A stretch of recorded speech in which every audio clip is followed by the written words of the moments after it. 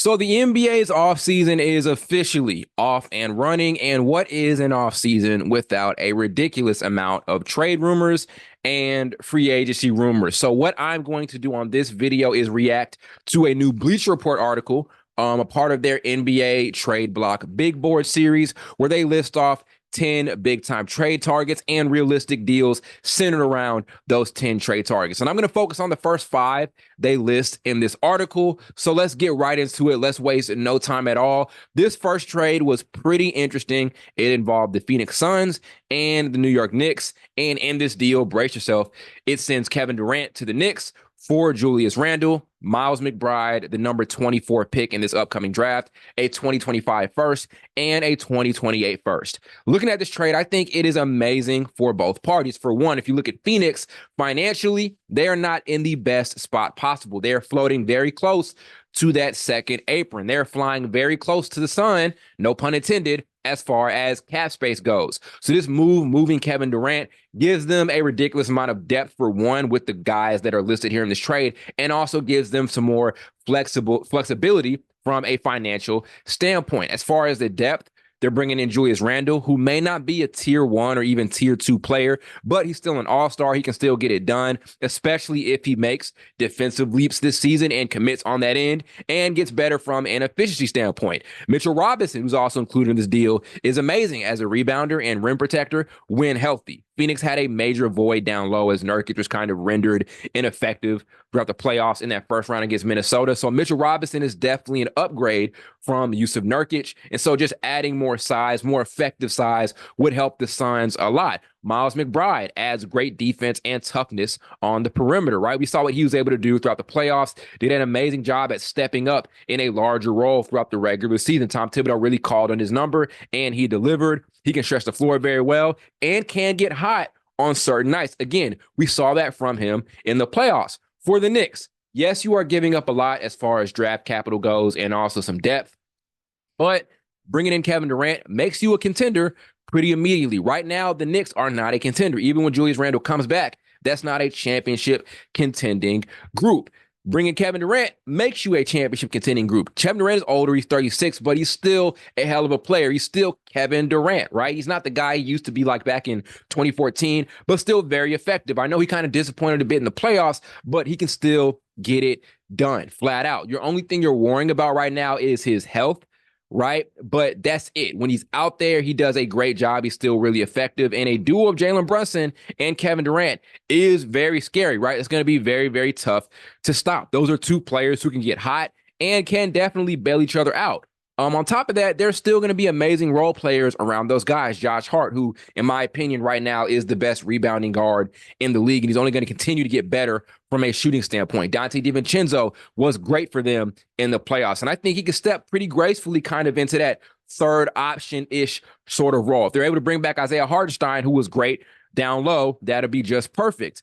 So it makes them one of the most talented teams in the East with having a duo of Jalen Brunson and Kevin Durant. Plus, they still have that strong defense-first, tough-minded culture, right? Tom Thibodeau's still there. He's going to keep that thing going, and I think that's very important. Kevin Durant in Phoenix didn't really have a culture there, right? There wasn't really an identity for that team. Same when he was in Brooklyn, right? It's been a minute since Kevin Durant has been on a team that had a strong culture and identity, really since his days in Golden State, which is all the way back in like 2019. This is a different situation where they already have a system. They already have a strong culture and identity, and I think it's going to mean a lot for him as he's kind of entering like the final years of this career. Unfortunately, that's the case. He's 36, so at some point, this thing is going to have to come to an end, and I think coming here to New York in this market where they've needed another superstar around Jalen Brunson, it'll be perfect, and I think they can get a lot done. So I'm a big fan of this trade here for both parties. Second trade they list off is between the Nets and the Orlando Magic. It sends Mikal Bridges over to Orlando for Anthony Black, the number 18th pick, a 2028 first, and a 2030 first. I'm not a fan of this trade for the Nets. For one, they are already right now in rebuilding mode. So why would they move away from the centerpiece of this rebuild, who is Bridges, who they think that they're going to use to build around for the future or use to kind of attract another superstar, all-star level player over to the team? Why move him away, right? If you get back Anthony Black and that draft capital, you're still going to be rebuilding. So you're already in a rebuilding situation either way. So why move away the centerpiece of your rebuild? So not a fan of it for Brooklyn's side of things, right? The only thing here is Bridges is 27. And maybe they're trying to do their best right now to kind of maximize his window by trading him to another situation if this trade ends up actually becoming an idea and becoming a thing. But like I said, if Brooklyn feels strong enough about attracting a top level guy, then don't move Bridges, right? Bridges is going to be the guy to attract other star level players, right? And like I said, simply this, you're already rebuilding. Why move away from the centerpiece of your rebuild, right? And if Bridges is as good as they think he is, then yes, you can bring in another superstar or all-star caliber player. They did it before. When KD and Kyrie got there that one summer, they were very subpar. There wasn't a lot of upside for that Nets team at all when those guys ended up getting there. So you never know who you can bring in. It's good to have a guy like Bridges who can have a breakout year, an all-star caliber year at some point in time. And that'll be good enough. That could be good enough to bring over that highly coveted all-star level player. So don't move away from the best player you have on your team, the centerpiece of your rebuild. Yes, he's 27. And maybe the only attractive thing about this move is getting him out of there because he's relatively older. But still, I don't think that's enticing enough to move away from him. For Orlando, it makes sense. You're bringing in Bridges to go along with Paolo Banchero and Franz Wagner. That trio is extremely intriguing. It gives them a major boost offensively. Last year, they weren't a great offensive team. A lot of that was because they were not a great three-point shooting team. They were near the bottom of the league in three-point attempts. And to make things worse, they weren't getting up a lot of three-point attempts. Even when they weren't shooting them well. They're bottom of the league in three-point field goal percentage. Bridges is a prolific three-point shooter. So by virtue, your offense gets much better by bringing in Bridges to the roster. And also, you're not sacrificing at all defensively because Bridges is one of the best defensive players in the entire league, flat out. So you're adding a great offensive option who can blend in very well to this team's defense-first culture. So for Orlando, it makes a lot of sense, but for Brooklyn, not much, right? Yeah, you get more draft compensation out of this, and maybe you can develop Anthony Black out of that. But again, if they feel strongly enough about Mikal Bridges and they feel like they can bring in an all-star level player based off his talent, right? And having that one young guy who's really, really good could be enough to bring in other players. I don't think you do that. I don't think you move away from him. Like I said, for Orlando, I think he's someone good to pursue because it makes sense for what they already have going on, along with adding to that, especially from an offensive standpoint. But not a big fan of this trade for the Nets. So because I don't see the two-way benefit here, not a big fan of this move. Here's another interesting one. Sending Dejounte Murray back over to the Spurs for Trey Jones, the number 8th pick, and a 2025 first. So this is obviously between the Atlanta Hawks and the Spurs. For the Spurs, this is great. You get an amazing point guard who is used to the culture already here in San Antonio, and you're pairing him with Wemby. That is a scary 1-2 punch because those are two amazing two-way players. Victor Wembanyama, in my opinion, should have been Defensive Player of the Year last season, flat out. Well, even if he didn't win it, we all know this. If the Spurs were at least a playing team, he would have won it in his rookie year, and there wouldn't have been much debate. Rudy Gobert won it because, yes, he was great defensively during the regular season, but Minnesota was a really, really good team. You don't usually win DPOY on a bad team.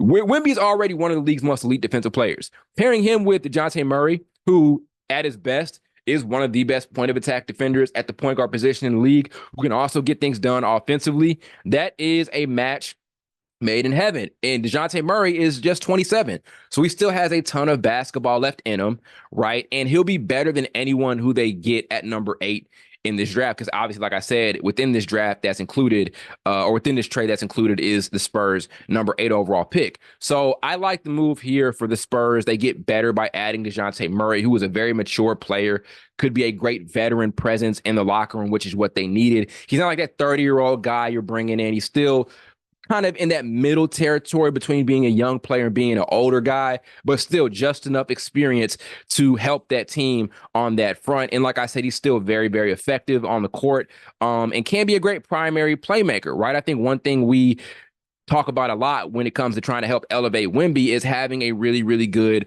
playmaking guard. Dejounte Murray, when he is a lead guard, when he's allowed to play make, he does a great job at that. Did a lot in San Antonio and was optimized in that type of role. For ATL, yes, this makes you subpar again during the season, but it does set up a really, really good draft where you'd have the number 1 overall pick if they keep it, and also the number 8 pick, plus a future first-round pick and what would be a better draft next year, right? And maybe this prompts them to trade Trae Young, right? If they make this move to bring in all this draft capital, then that sends a message to Trae Young that, oh, this team is definitely going to go into rebuild position 100%, because right now they're kind of torn between that. Do we build off of Trae Young, or do we move, or do we keep these picks and try to make this rebuild thing happen, right? They're trying to figure that part out. If this type of move goes through, then it signifies to Trae Young that they're going to try to go into rebuilding position. So maybe from there you trade Trae Young for more draft capital. I don't really know.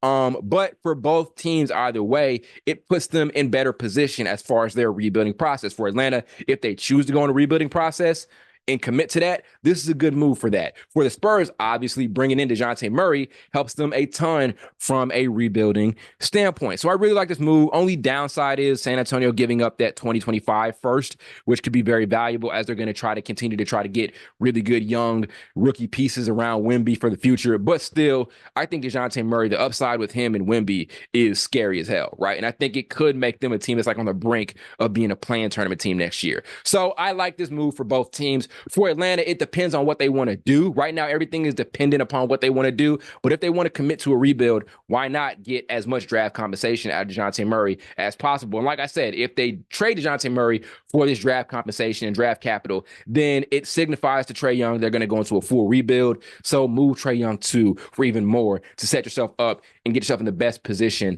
to continue to rebuild and build this team up from the future if you're giving up on this entire Trae Young thing. Next trade here.